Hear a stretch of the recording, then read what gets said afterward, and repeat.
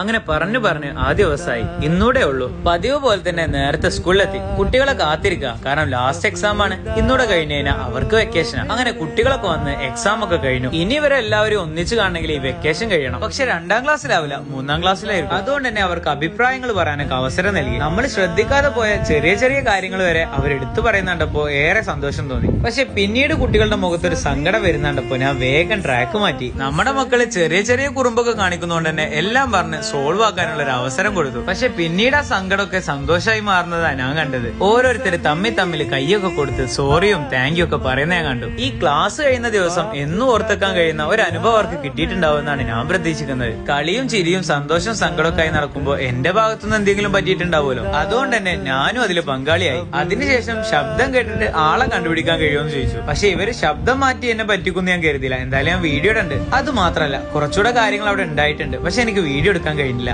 ഒരേ സമയം സന്തോഷവും സങ്കടവും തോന്നിയ ഒരു നിമിഷമായിരുന്നു അത്. ക്ലാസ്സിൽ നിന്ന് കണ്ണ് നിറഞ്ഞു പോകുമ്പോ എന്റെ കയ്യിൽ കൊണ്ടുവന്ന സമ്മാനങ്ങളാണിത്. അപ്പൊ ഓക്കെ ബൈ.